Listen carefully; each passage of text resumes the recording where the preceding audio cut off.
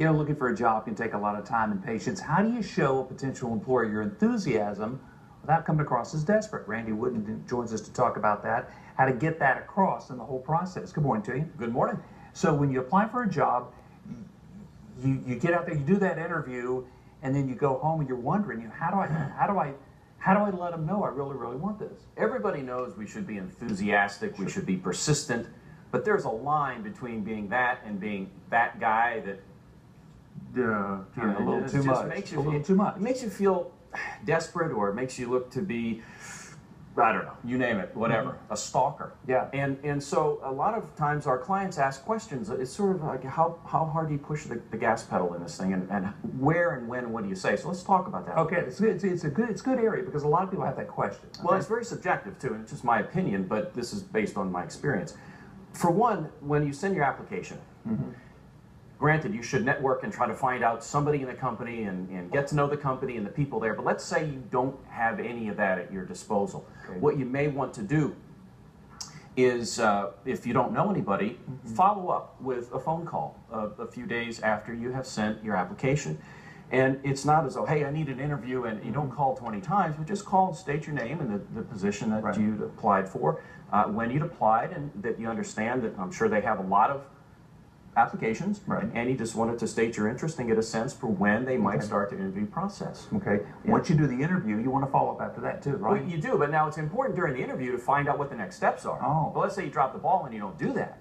Now you go home and you go, oh man, what do I do? Yeah. Well, wait about a week. First of all, send an email follow-up as a thank you, and in that email, ask what the next steps are and when. Sure. But if you really don't know that, wait about a week and do the same thing. Just call and state your interest, and understand that sometimes schedules can get pushed out based on a variety of reasons. Right.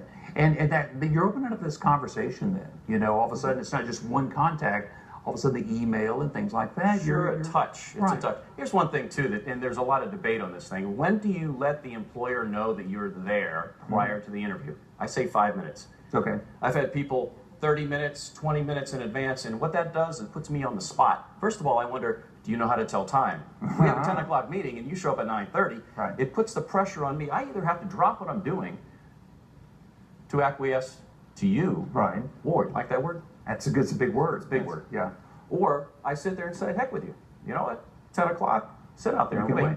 Neither of those makes me feel good about you. Okay, it kind of puts you on the spot. It does. Same thing when somebody's got the handshake that crushes your hand, or they invade your space, or they ask you improper questions about compensation and that sort of thing too early on. You don't want to do that. It's almost like a challenge that you don't want to. Or they say, hey, do I have the job?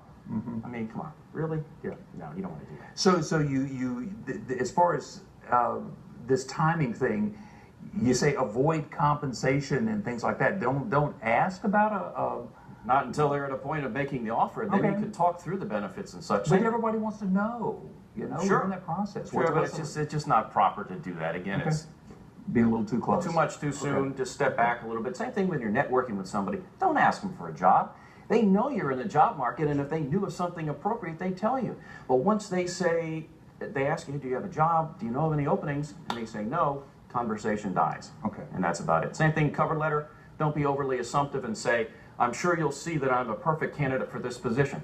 You know what? You might be, but let's talk about it to see if that's the case. I don't want to walk into a store and the salesman says, hey, I've got the greatest product for you. And I'm thinking, really? Yeah. Do you? Okay, let's talk about that. Hey, real quickly, let's talk about the an event that you've got coming up. Ooh, in August, right? It's a big event, August.